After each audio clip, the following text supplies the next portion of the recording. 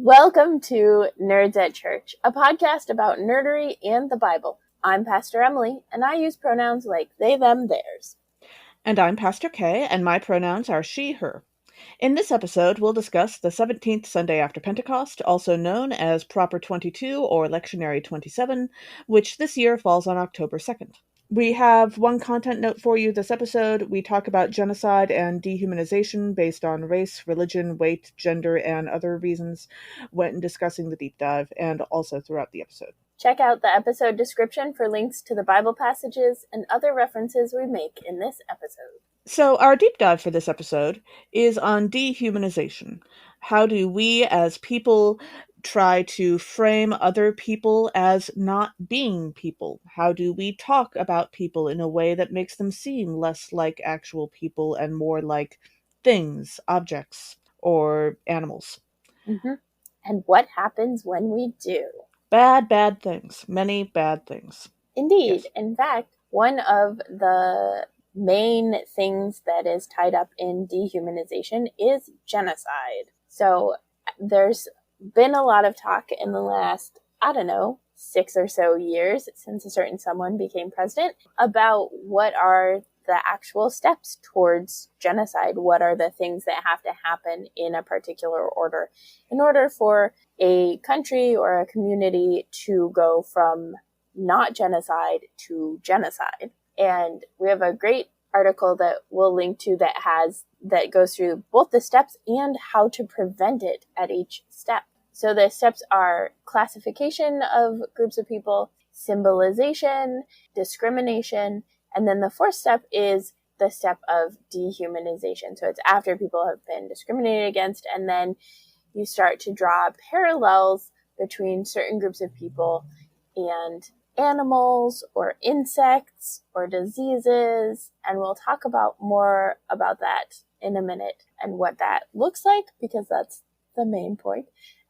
But after that, then organization or planning for genocidal acts starts, and then polarization, preparation, persecution, extermination, and ultimately denial of the actual genocide.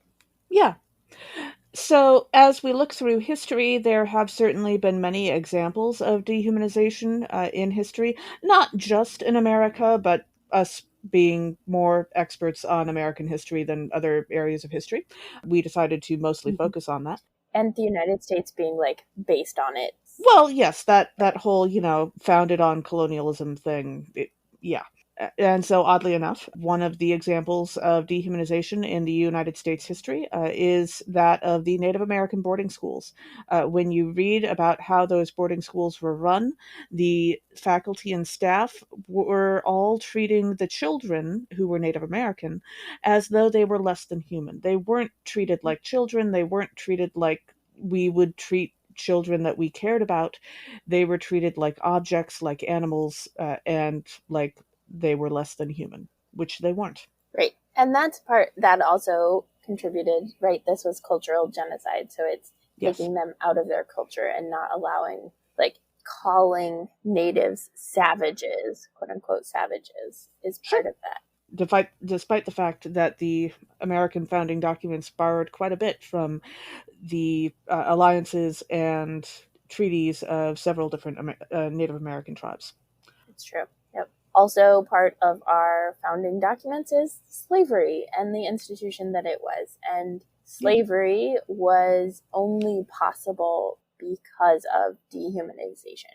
So first, white folks in Europe and the Americas, particularly North America, had to dehumanize people of African descent. That's where a lot of the times when we get monkey comparisons, that is racist, and that is part of historic dehumanization, and it still happens today, especially in political cartoons with Obama. That happened quite a bit, and a lot of white people just kind of dismissed it, but it's actually connected to the dehumanization that was necessary for white people to be okay enslaving people, because they could say they're less than human. They are animals. They are animalish, and they're just here for brute strength and that sort of thing. Yeah.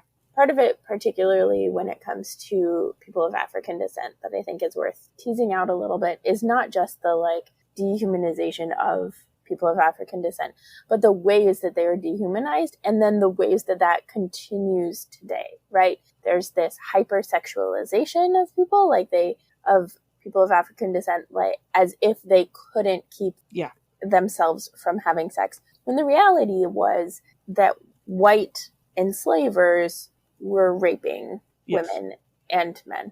And so that, though, carries over when people talk about quote unquote welfare queens or Black family structures and quote unquote broken families. This all traces back to the dehumanization that took place at the beginning in order to make slavery happen. The same is for the like fake science of measuring skulls to determine intelligence.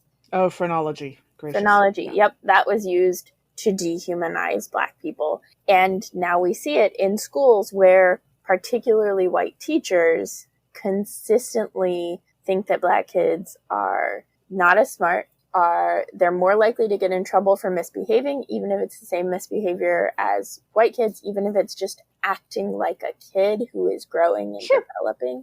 All of that. So all of that, like, because we haven't really addressed it in this country, there are threads that keep pulling through to today and to the continued dehumanization of particularly Black people, but Black Indigenous people of color broadly as well. Yeah. Also, the Holocaust, that is one of the most well-known and well-recognized genocides. That was like textbook, and the dehumanization that happened there particularly compared Jewish people to mice.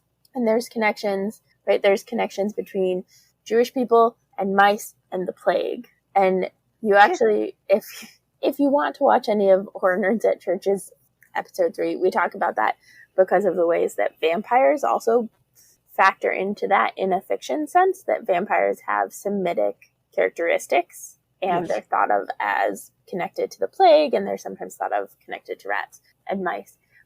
But the book Mouse and Mouse 2 talk about the Holocaust, and it's graphic novels, and the Jewish characters are actually mice. And then I think the Nazis are cats. Yes.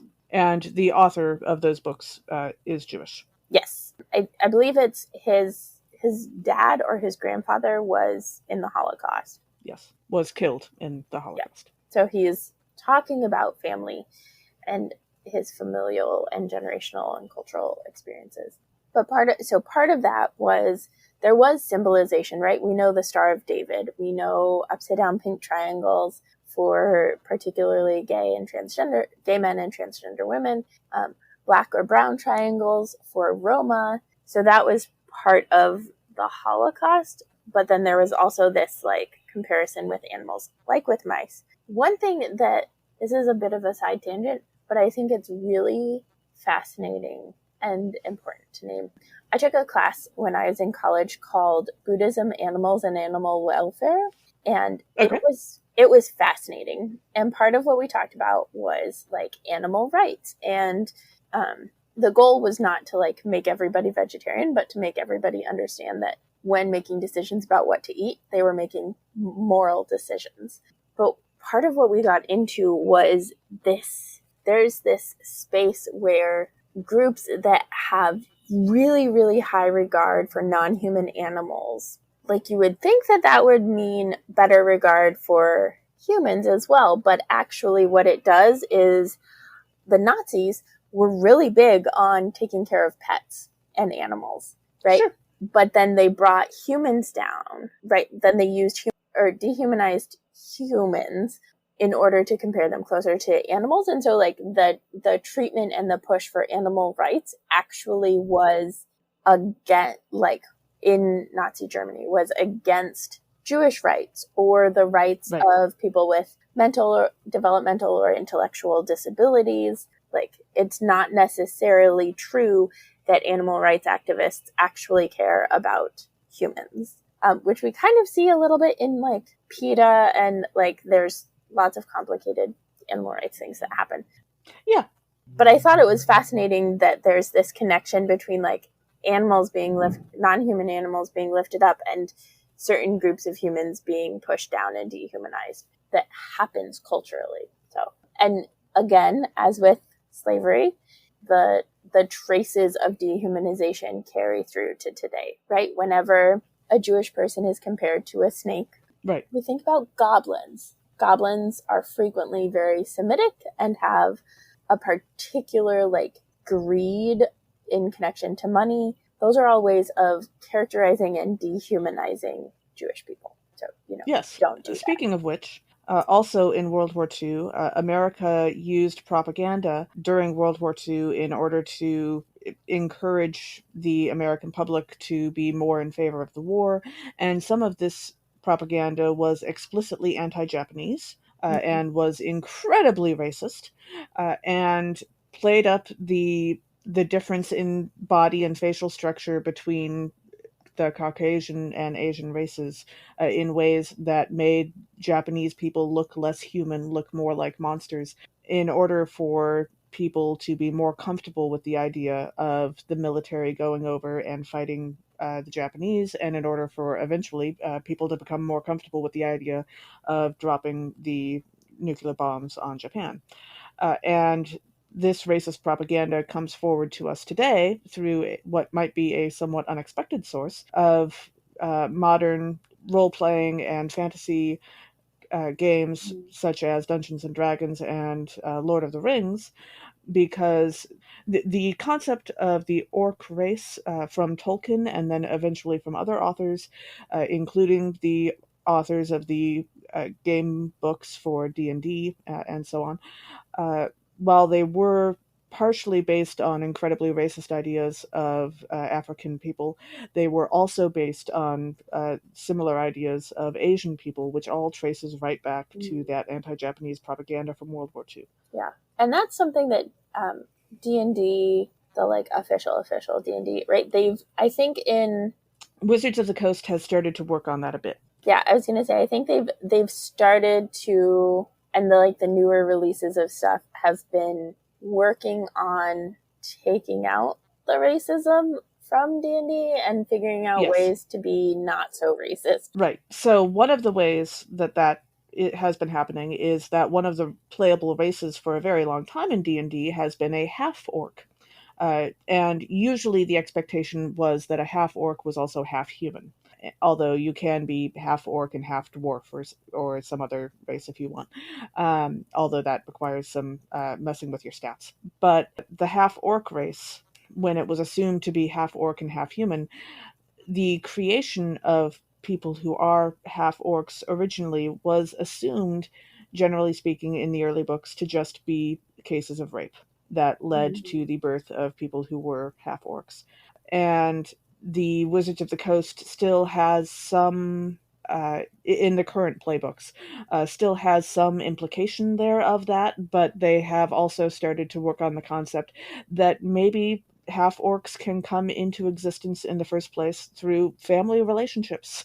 That maybe people of different races can actually care about each other and come to value each other, and that not everyone of this one particular race has to be the product of rape. Yeah, and I was playing in a D&D during the beginning of the pandemic, and someone was half elf, and it's interesting because elf is very commonly thought of as like the white upper class, like the higher end of all of the things, right? Sure.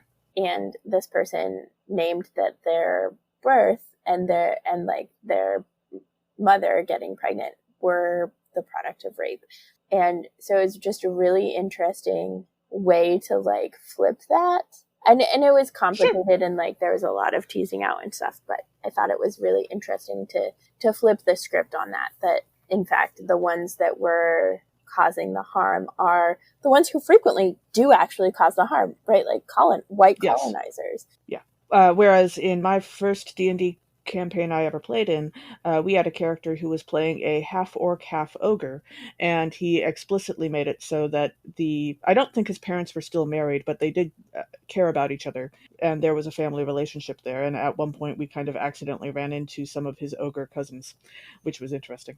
But another example of this, to get a little bit away from the United States specifically, is yes. in the Rwandan genocide. The Hutu and Tutsi used dehumanization, particularly references to the other group as animals, in order to incite violence and to justify the genocide that happened there. Yeah. And for an even more modern example, even today, fat phobia in the medical sphere is still and has for a long time led to people dying, because when medical professionals believe that fat people are naturally lazy and uh, and making unhealthy choices in their lives, and it must be their fault that they're fat, they're not going to offer the best possible medical care to those people. And so, therefore, symptoms of serious medical problems go unnoticed, because the only thing that those medical professionals are willing to say is, "Hey, you should lose weight."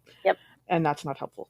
I have several friends who, like, the joke, right, is every symptom is because you're fat. And so yes, there's like, you come in with chest pain. Oh, you need to lose weight. You come in with a broken ankle. Oh, yes. You need to lose weight, right? And that part of that is that we have moralized weight and health.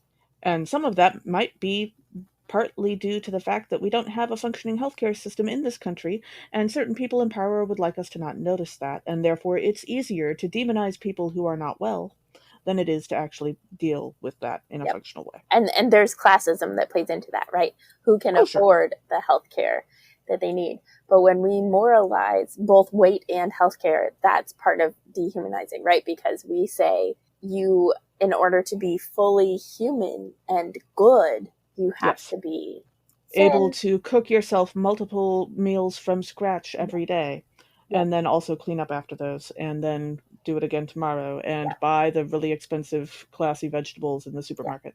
Even though we've changed everything to make that nearly impossible. Right. Yay, capitalism. As we've talked about very recently on this podcast. Yes. And another one that we're seeing a lot of is the ways that trans people in particular, but also more broadly LGBTQ people, are being dehumanized still through today. Right now, there's a lot of anti-trans legislation. There's a lot of anti-queer legislation. There's just a lot of danger for queer people, and especially danger for trans people. And there's this way that they are being called groomers, right? That they are trying to groom children and are pedophiles. And there's actually been a lot of news stories about people who are not trans and not queer who are actually groomers, which is the more common thing. And so, but if we can dehumanize trans people and say that they're not real either gender, human beings, they're not that makes them not real, right? If they're not a real woman, they're not a real human being. If they're not a real man, they're not a real human being. And then to call them groomers puts them in this criminal category. And we really dehumanize criminals. We really don't recognize their right to anything in this country. And so then it makes it easy for us to hate them. It makes it easy for us to legislate against them, to criminalize them, right? We see that we are actively seeing it in cases in Texas where parents are being investigated because they're supporting their kids. Yeah. Where kids who are trying to play sports are being investigated because they're not feminine enough.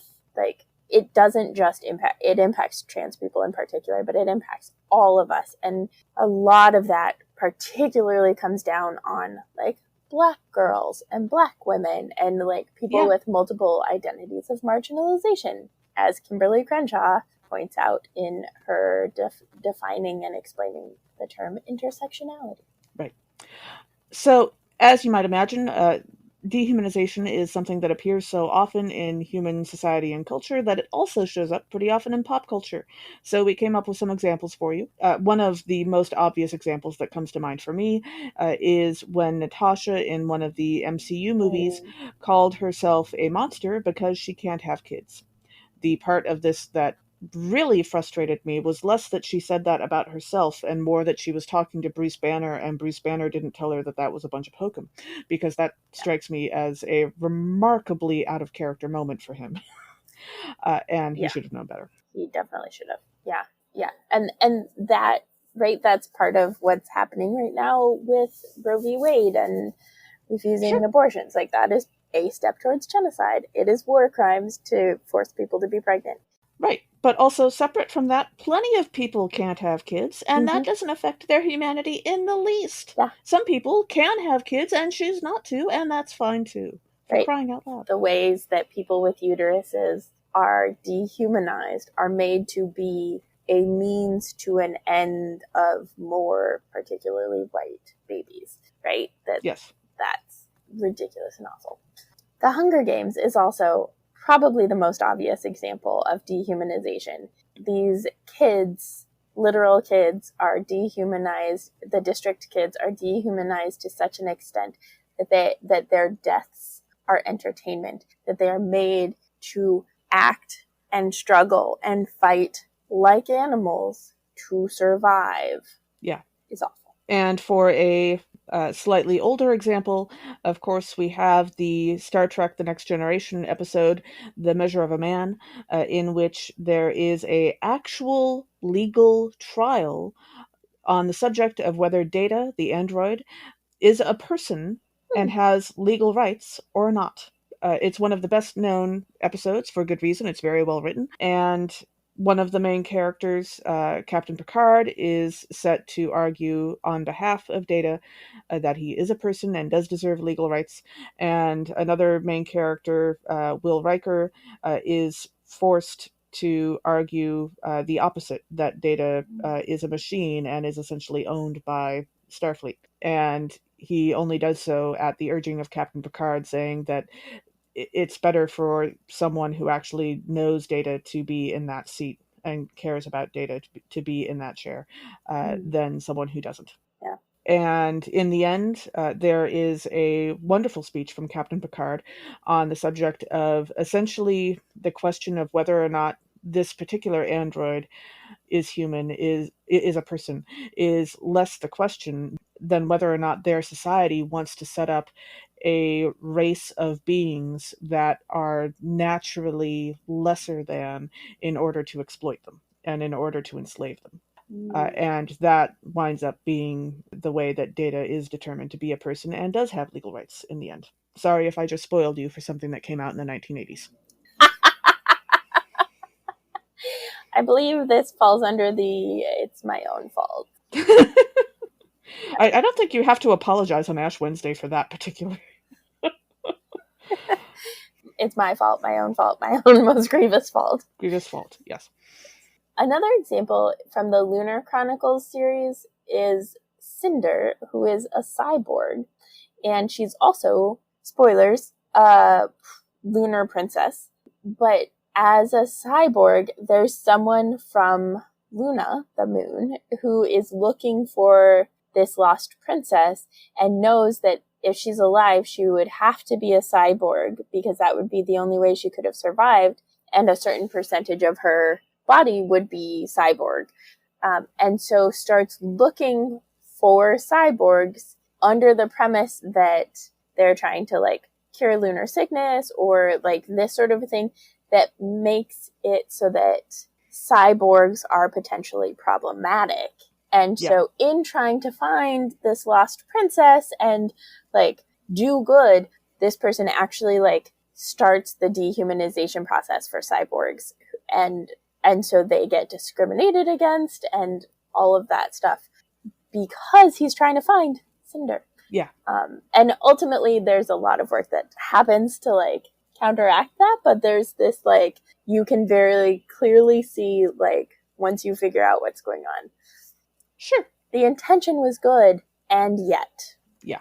dehumanization still happened. And one final example on what might at first seem like a lighter note, the movie Zootopia obviously does not have any humans. And so therefore you may say to yourself, how could this possibly involve dehumanization? But there are a lot of bits of that movie that are all about various types of creatures treating each other as less than sentient, less than each other, Mm-hmm. treating each other as the one group matters less than others.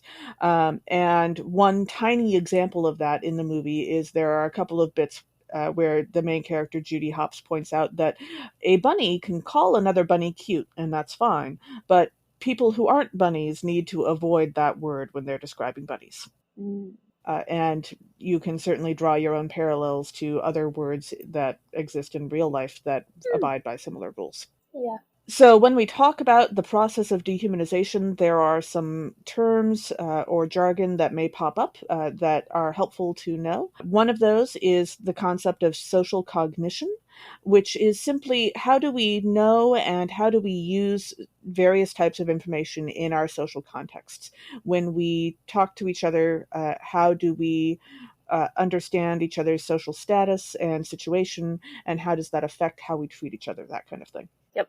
Another concept is social connection versus social distance. So, how close to or far from another group we consider ourselves has an impact. The farther away we get, the easier it is to dehumanize. So, Yes.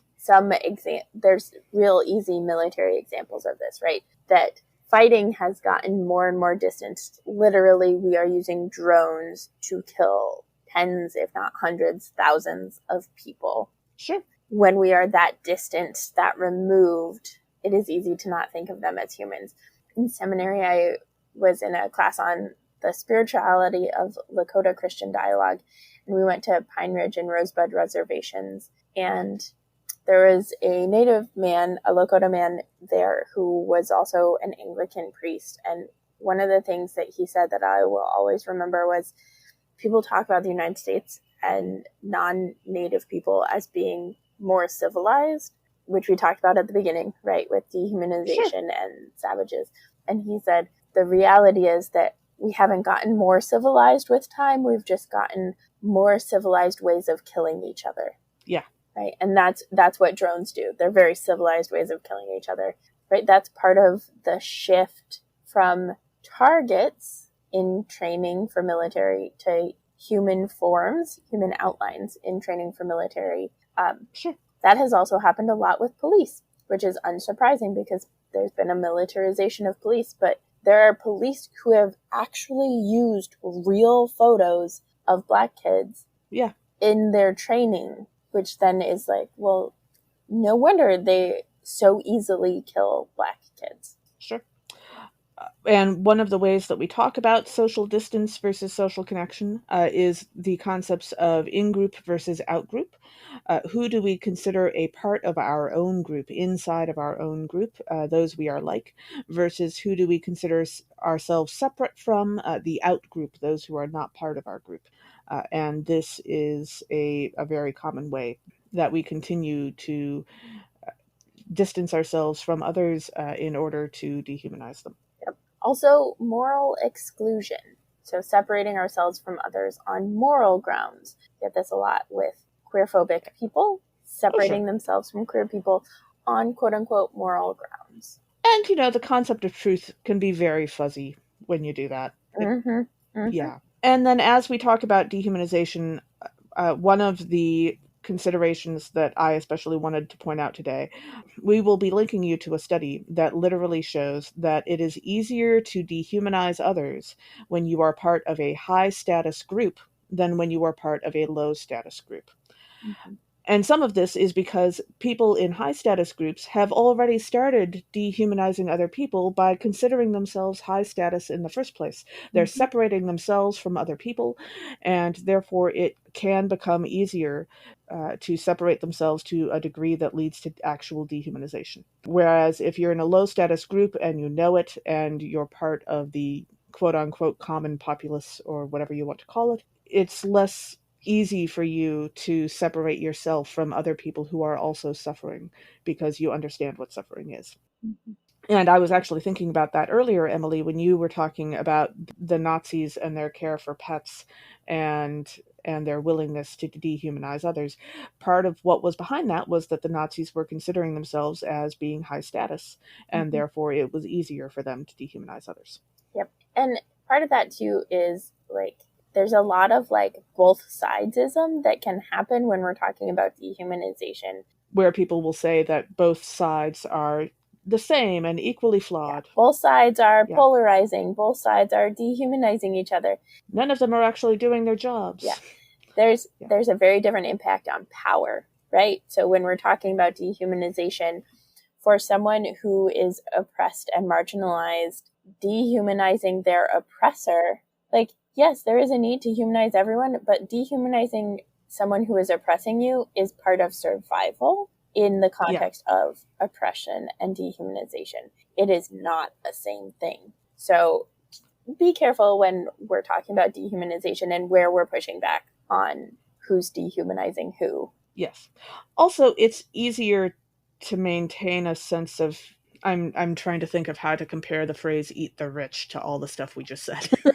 um, it's easier to, when you're part of the low status group, when you're part of the group that's being oppressed, even when you do say things or do things that make it sound like you're dehumanizing the people who are oppressing you, you can't help but know that those people are human and flawed and like you in so many different ways because of what you're going through. And therefore, I suppose that the phrase "eat the rich" probably does count as dehumanization, but it worries me a heck of a lot less than calling trans people groomers or saying that fat people are lazy, because I don't think that's going to result in actual death on a mass level the same way. Yeah, agreed. So, moral of the story. And I'm not asking the world to prove me wrong on that.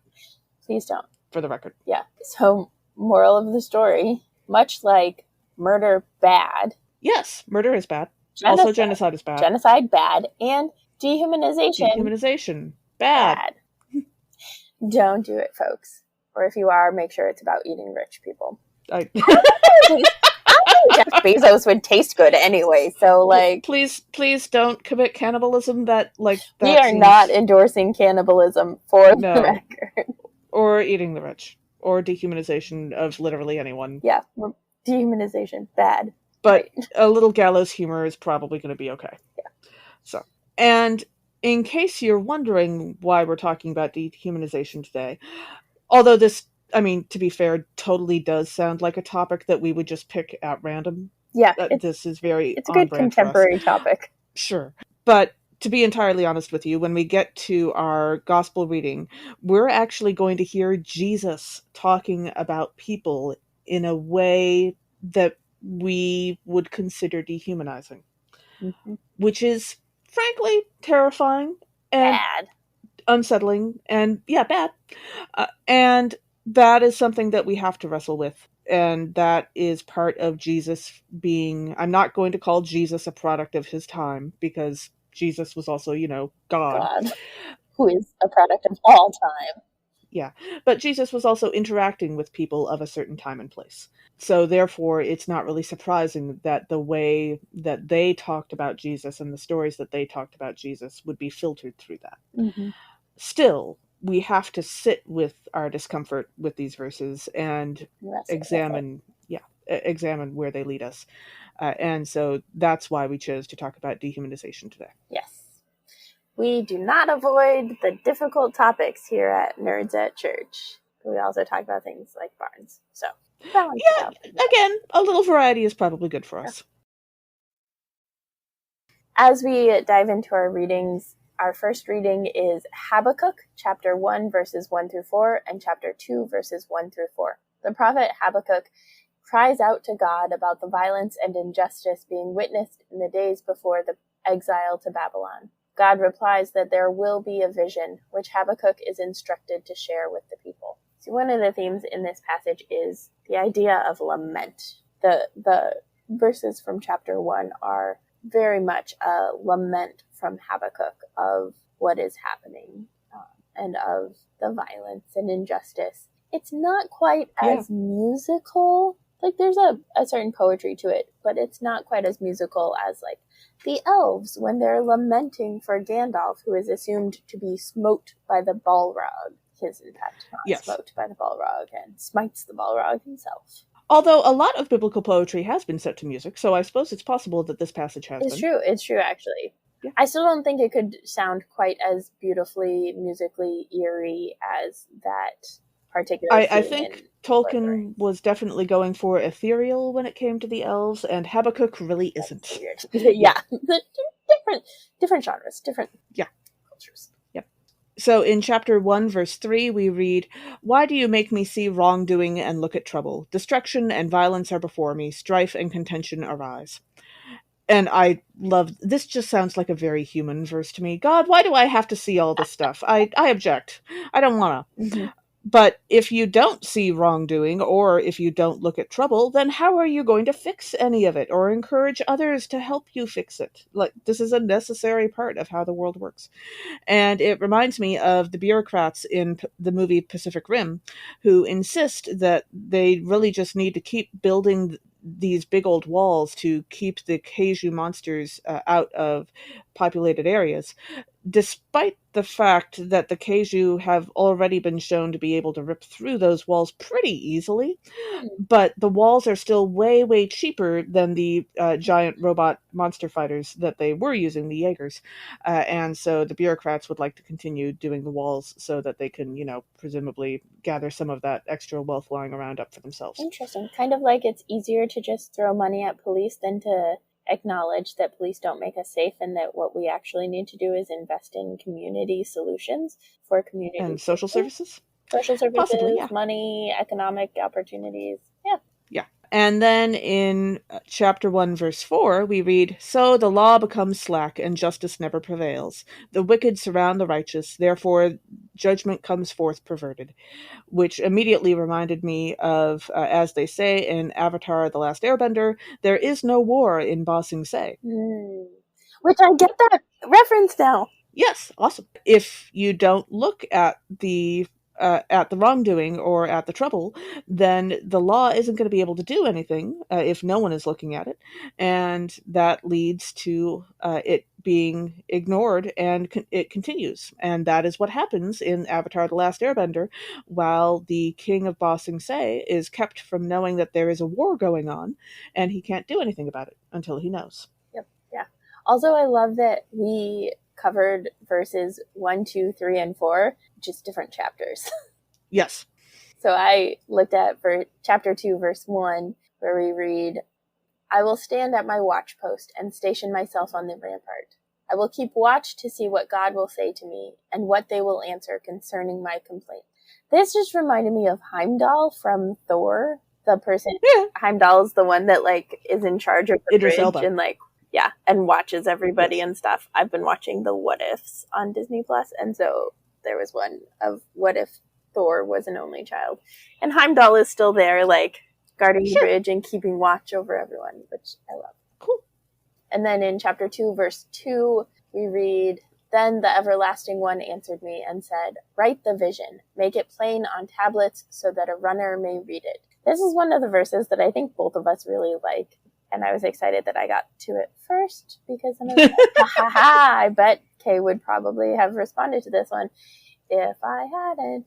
But and I can't for the life of me think of which episode, and I tried Googling a couple different things and couldn't come up with it, but I can't think of which episode or the specific situation. But there's a point in West Wing. There are a lot of times where the president is hand delivered a message.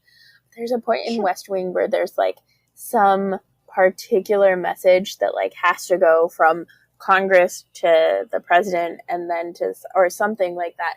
And there's this intern who's walking it there. And so it's a hand delivered note for President Bartlett. Sure. And so that. Yeah. And I think there's a couple of times when somebody is actually literally running to get him a note. Yeah. Yeah. And that's that's what I was thinking about. Sure. And not just for national security purposes, for other purposes too. Yeah, that too. Our second reading today is from 2 Timothy chapter 1, verses 1 through 14. The author gives thanks for Timothy's faith and invites him to rekindle his spiritual gifts in light of the many difficulties he is facing. So one of the themes in this passage is encouragement. The author is encouraging Timothy in his faith and in his life. And I was thinking about Graceling. I need to reread that book because it's one of my favorites and it's been a while. But Sure. There's various points when Katza feels especially down about her particular grace that is, that we think at the beginning at least, is a killing grace. She just gets so discouraged about it, but then encouragement comes from her friends on this council that she has formed that remind her about the good that the council does in combating corrupt kings and powerful people and in actually like saving innocent people and the impact that it has. And it's always this encouragement for her, and I love that. Great, yeah. As we dive into the verses, in verse 4, we read, "Recalling your tears, I long to see you so that I may be filled with joy." The real question here is, are we sure it's not a longing to see because the tears are magic, like with Rapunzel? And filled with joy is just code for healed from whatever death or something that I might have happened. Oh, is this the movie version of Rapunzel? Yeah, because I know it's happened. Okay. I was trying to find like where tears have power, and that was the only one that was coming up on Google. I know there are other examples too, but sure. Yes, I don't think that's a part of the like traditional story of Rapunzel, and I haven't actually seen Tangled. But I have seen Tangled, all of the different iterations of like shorts and TV shows and all of that stuff. But there is a like Disney princess story where tears are the things that's like a super trope. I should look at TV trope. Tears being able to heal. Yeah. I definitely read a fanfic once where somebody gave Angel the X-Men that ability. But yeah. Oh, maybe you're thinking of Beauty and the Beast, and Belle cries, and that turns the beast back into human, except that it's not that she's crying, it's not actually her tears, it's the fact that she loved him. Yeah, it's not... Because she actually says, "I love you." Yeah, it's not that, it's... But. So I was looking at TV tropes to see if I could find one of the, like, healing tears, and they call it like Swiss Army tears, where tears have tears, but there's like being turned into a stone, and then when you're like reversed out of being turned into a stone, like tears can reverse that action. There's so many. I'm not usually the TV tropes person of the two of us, so there's just, I think, like too many things. Like I said, you can easily lose hours on that website. Yep. Yeah. I will include a link to the TV tropes Swiss Army tears, and then folks can explore that if they want and tell us what their favorite Swiss Army tear example is. Sure. And then in verse 5, we read, "I am reminded of your sincere faith, a faith that lived first in your grandmother Lois and your mother Eunice, and now I am sure lives in you." So Tim would not be who he is today without his mom and his grandma. Just like Spider-Man would not be who he is without Aunt May either. And one of these days, I want a movie from her point of view. Oh my gosh. Because Aunt May's life has to be bizarre and extraordinary, and I want to see that. Yes. I love Aunt May. She's delightful. Yes. Absolutely. Also, I really like that. Whether you're going with the little old lady version or the Tom Holland version, either way. Yeah. Also, I really like that you're calling Timothy Tim. Yes, I went to seminary with two Tims, and so we all got in the habit of referring to the books of Timothy as the books of Tim. I like it. And then in verse 10, we read, "But it has now been revealed through the appearing of our Savior Christ Jesus, who abolished death and brought life and immortality to light through the gospel," as opposed to through, for example, an accidentally dismembered Time Lord hand. Jack. You never know when one of those will just, pop up. The world is an extraordinary place. Pop up or fall down seemingly from the sky. Sure. Who knows? And yet Jack Harkness laughs. And then in verse 11 we read, "For this gospel I was appointed a herald and an apostle and a teacher."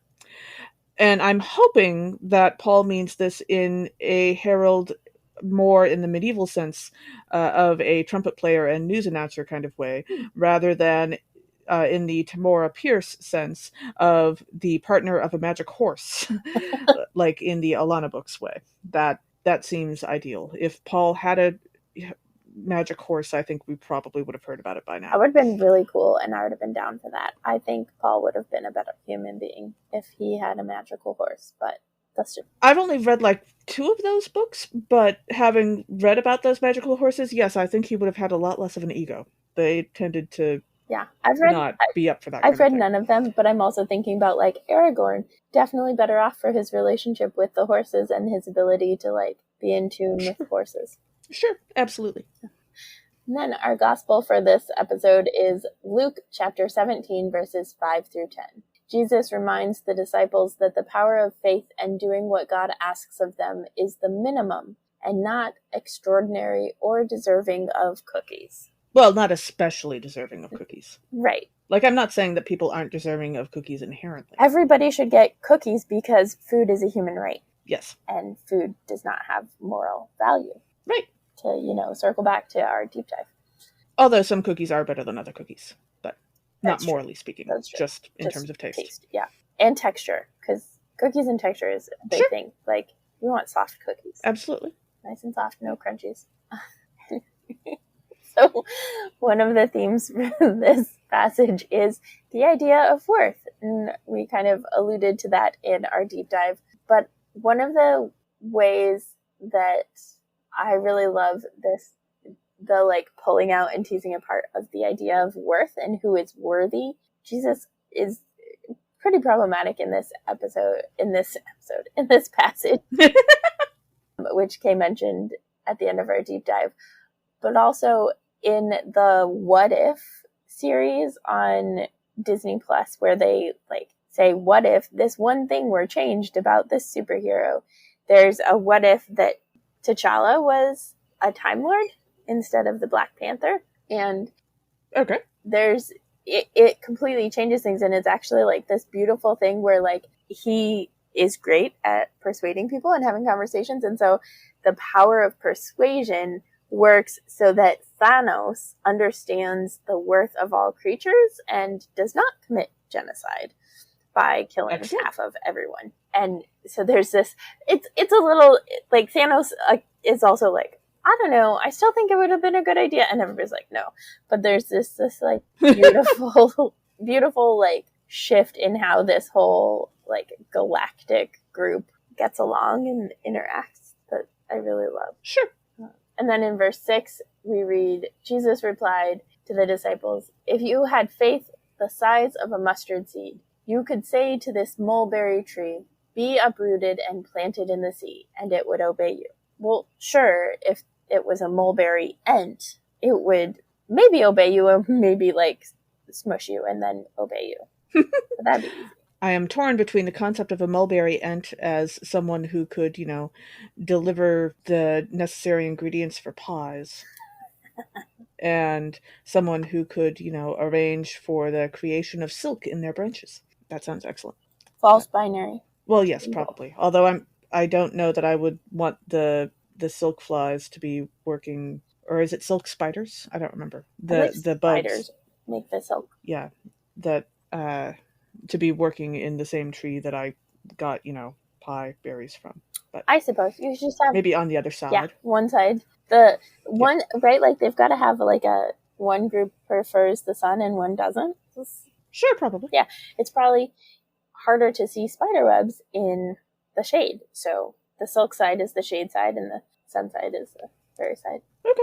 And then in verse 8, we read, would you not rather say to him, prepare supper for me, and put on your apron and serve me while I eat and drink.